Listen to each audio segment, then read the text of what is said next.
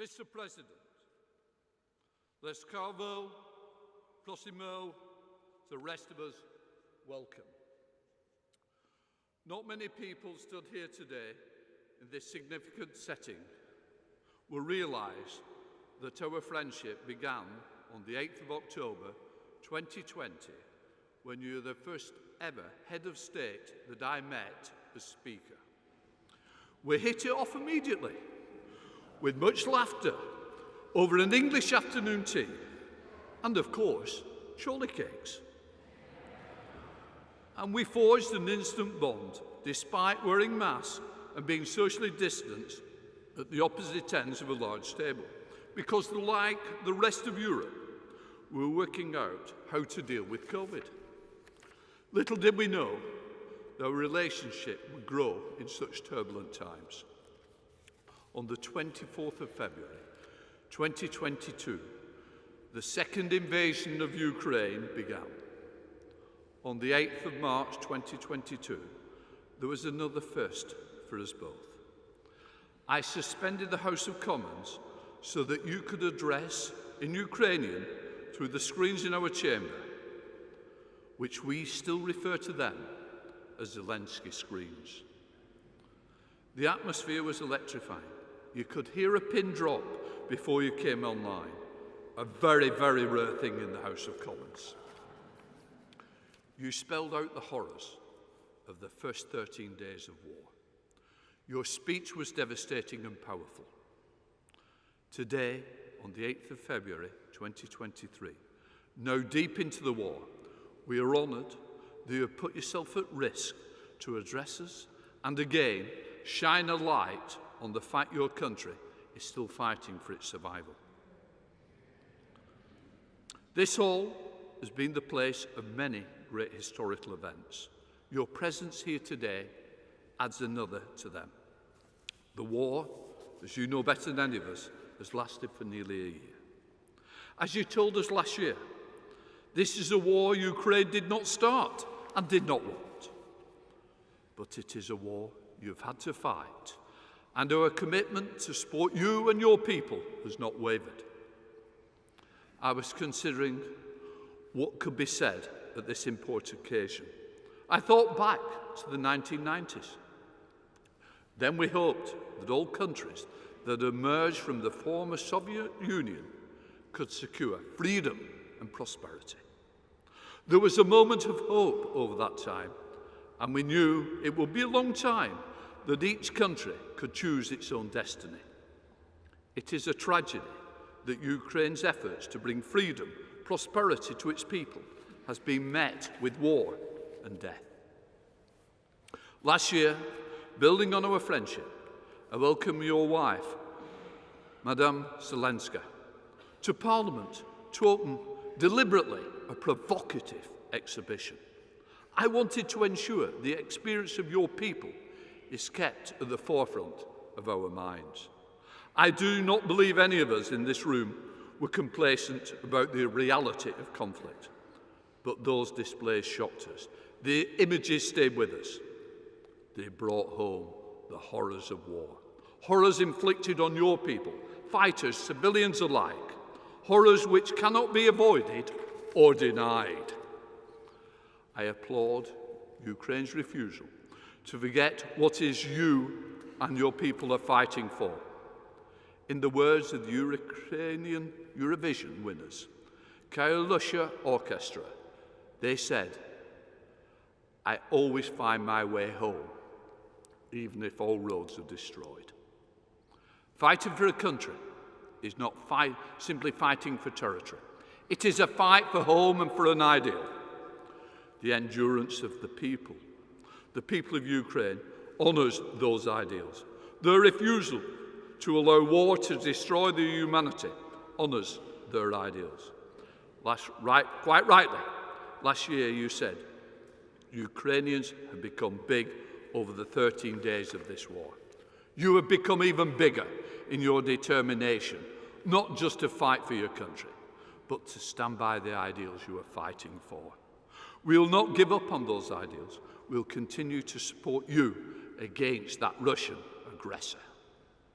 And I pledge here today in front of all of you, do all I can to keep the plight of Ukraine in the spotlight.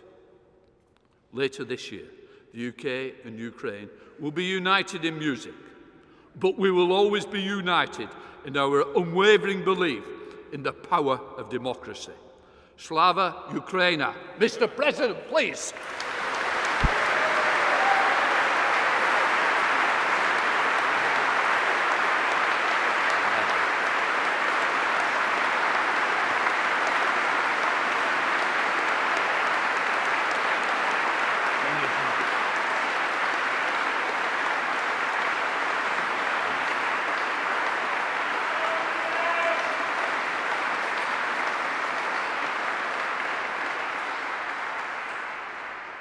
Thank you so much. Thank you. The people of the United Kingdom and their honorable representatives, all the people of England and Scotland, of Wales and Northern Ireland, of all the lands which have been home to brave souls since Europe came into existence. I have come here and stand before you on behalf of the brave, on behalf of our warriors who are now in the trenches under enemy artillery fire, on behalf of our air gunners and every defender of the sky who protects Ukraine against enemy aircrafts and missiles, on behalf of our tank men who fight to restore our Ukrainian borders, on behalf of our conscripts who are being trained now, including here in Britain. Thank you, Britain.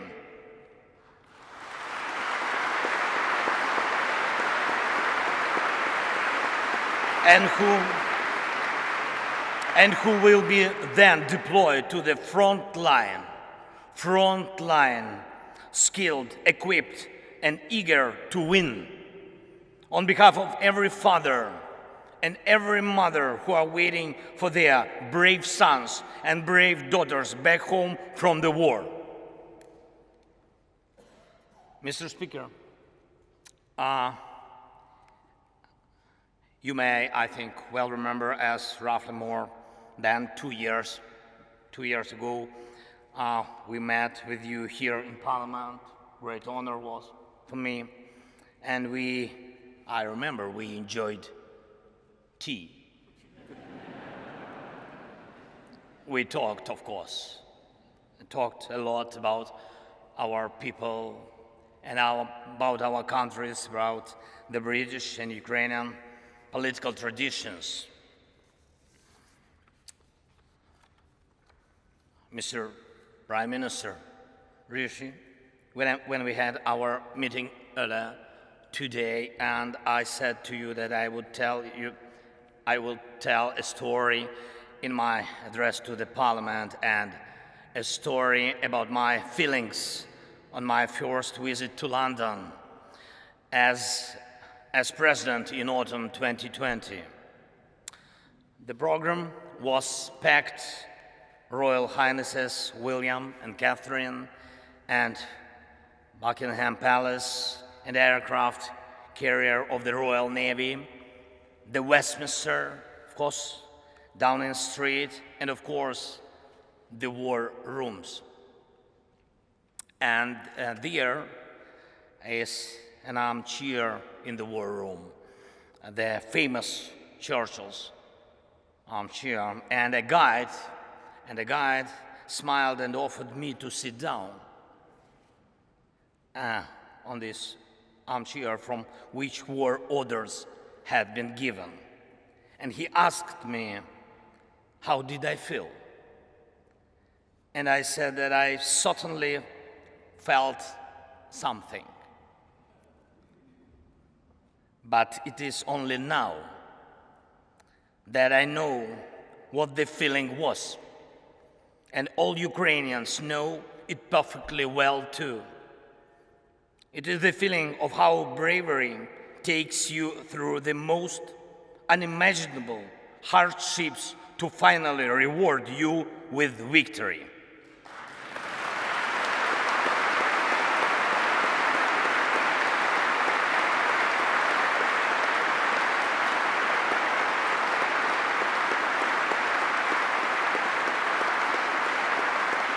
Ladies and gentlemen, I thank you for your bravery. Thank you very much from all of us. Yes, please. That is for you. All applause for you.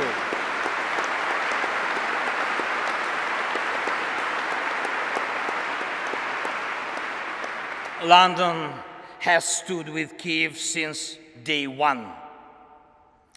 From the first seconds and minutes of the full-scale war, Great Britain, you extended your helping hand when the world had not yet come to understand how to react.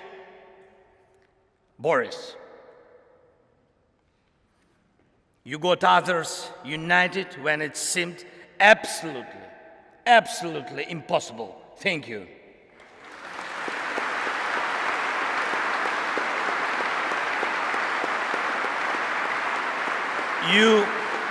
All of you all showed your grit and character back then. Strong British character. You didn't compromise Ukraine. And hence, you didn't compromise your ideals. And thus, you didn't compromise the spirit of these great islands. Thank you very much.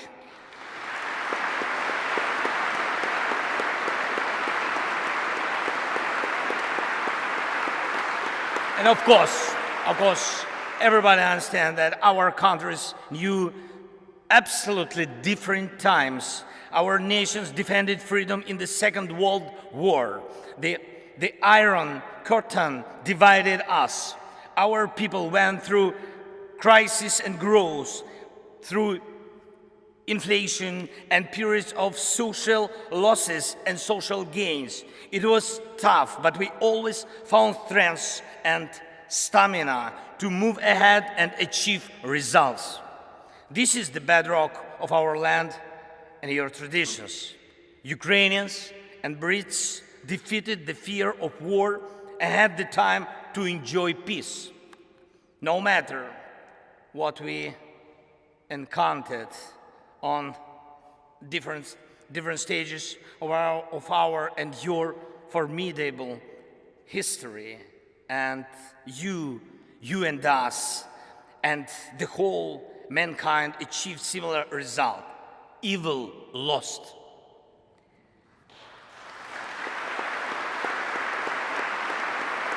Evil lost. We will always come out on top of evil. This lies at the core of our, but also your traditions. However, the horizon never stays clear for a while. Once the old evil is defeated, the new one is attempting to rise its head. Do you have a feeling that the evil will crumble once again?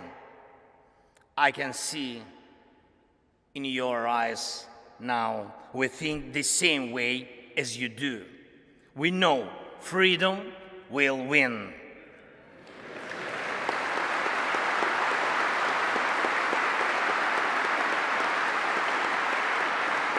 We know Russia will lose. And we really know the victory will change the world. And this will be a change that the world has long needed.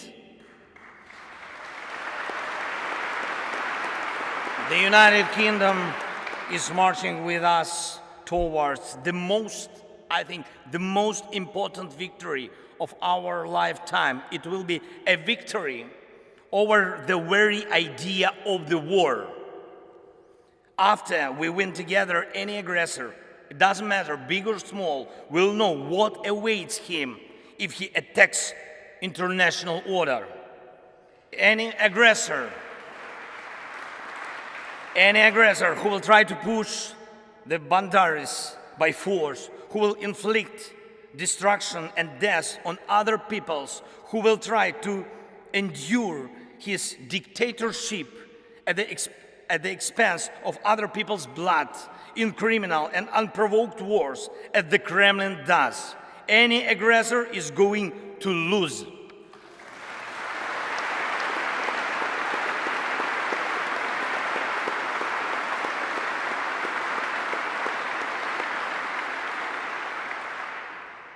Ladies and gentlemen, we have already achieved remarkable results, and we must make every effort to turn our achievements into the foundations of the future global security architecture.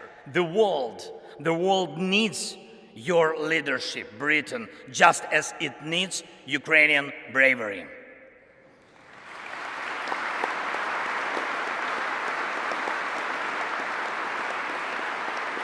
When the full-scale invasion began, we, together with you, Britain, and United States and other allies, formed a true coalition of friends. That is very important. You were among those very few who had helped before the large-scale invasion began, exactly as it will be necessary every time in the future to prevent aggression from happening. Your help was preventive. We must take these principles of preventive aid to those who are threatened with aggression, and preventive sanctions against those who threaten aggression as basic principles of the world anti-war policy. We created a coalition of NLAW. Thank you. Of NLAW and Javelin that stopped the advance of the Russian army from the first day of the invasion.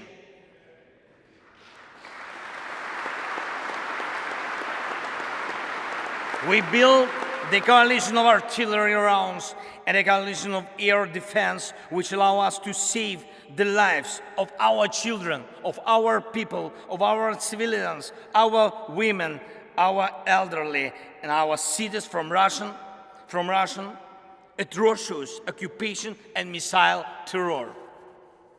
We put together a powerful sanction coalition, and your leadership is protecting international legal order through sanctions against a terrorist state cannot be questioned. And we have to steadily continue along this way until Russia is deprived of any possibility to finance the war. Most importantly, together with the G7, we brought about a coalition of values, a coalition that protects the rule-based world order and human rights, a coalition that will work in such a way that over time there will simply be no gray areas in the world in which human life doesn't matter. In order for it to be so, there must be justice. Anyone who invests in terror must be held accountable. Anyone who invests in violence must compensate those who have suffered from terror.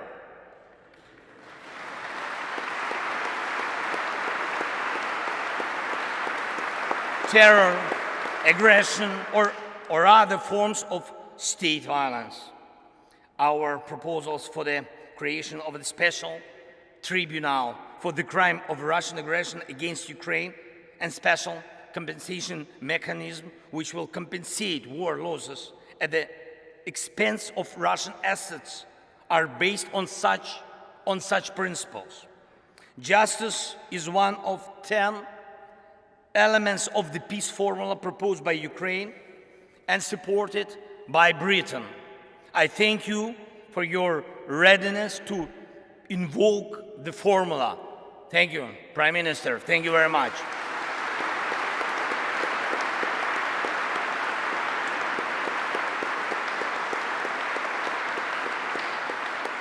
As I already mentioned, Ukrainian soldiers are being trained in Britain, in particular to operate Challengers.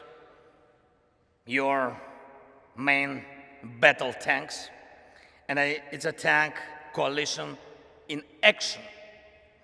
And I thank you, Rishi. Thank you very much for this powerful defensive step for tank assistance. Thank you. The coalition of long-range missiles is the latest of all. It will allow us to make the evil completely retreat from our country by destroying its headways deep in the occupied territories. And it's not just, I'm not speaking just about weapons. We proved together that the world truly helps those who are brave in defending freedom, and thus paves the way for a new history. A history of the world that knows how to be quick in help, who knows how to be effective in defense, who knows how to remain principled in dark hours, who implements its treaties and arrangements in good faith, who does not allow perpetrators to enjoy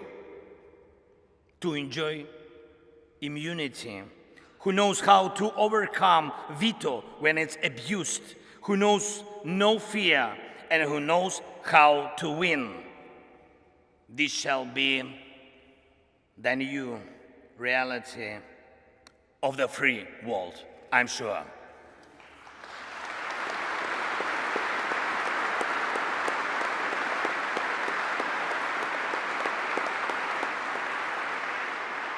However, evil is still around today, and the battle continues. Yes, we know how it's going to end and how we are going to feel on the day victory comes. Every day we continue to pay with lives, pain and tears for bringing victory closer, with the lives of our people, our heroes, whom we lose in battles, with the lives of our heroes who take life and death risks every day to save as many of our soldiers and civilians as possible. And today, I will have the honor to be received by His Majesty the King. It will be a truly special moment for me, for our country. And in particular, because I will convey to him from all the Ukrainians the words of gratitude for the support His Majesty showed to them when he was still the Prince of Wales. And I also intend to tell him something that is, I think that is very, very, very important, not only for the future of Ukraine, but also for the future of Europe. In Britain, the king is an Air Force pilot. And in Ukraine today, every Air Force pilot is a king.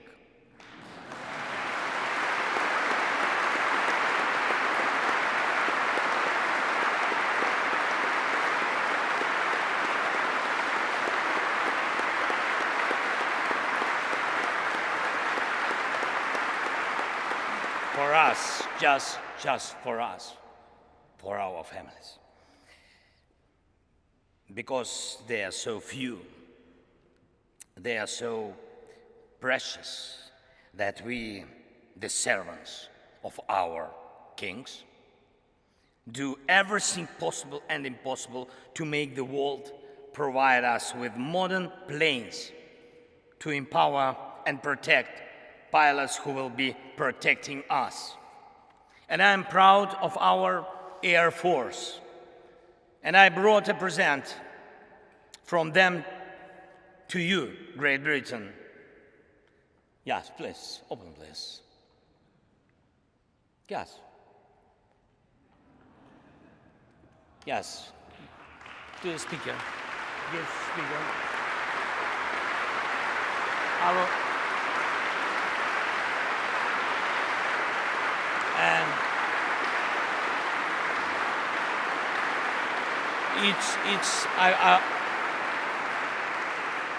I will explain. It's the helmet of a real Ukrainian pilot. He is one of our most successful aces, and he's one of our kings. And the writing on the helmet reads, "We have freedom, give us wings to protect it."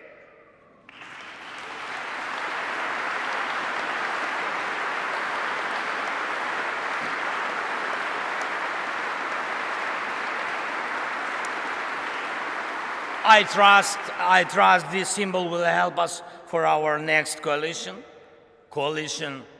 of the planes, and I appeal to you and the world with simple and yet most important words: combat aircrafts for Ukraine, wings for freedom.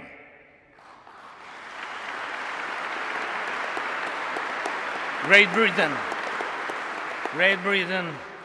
you and us both struggle for peace, but instead of we are forced to face the range that seeks to deprive us of peace and everything else that is valuable in life.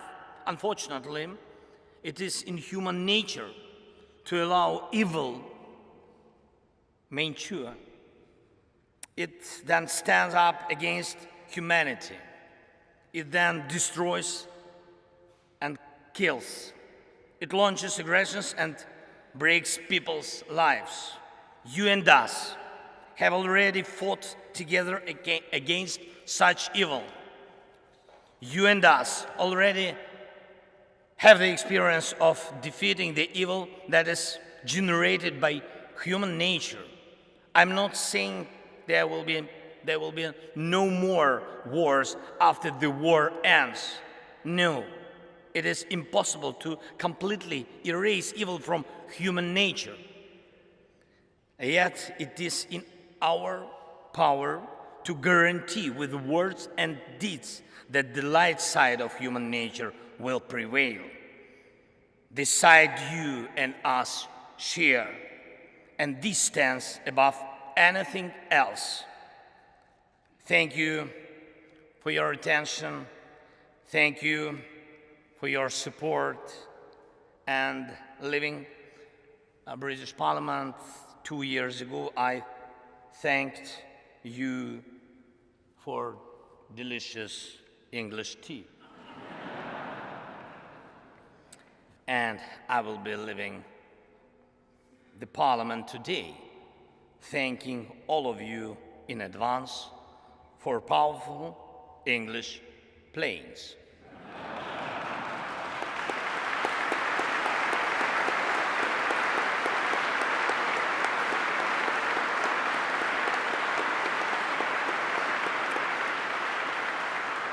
By the way, it's almost 5 o'clock. God bless Great Britain and long live the King. Slava Ukraini!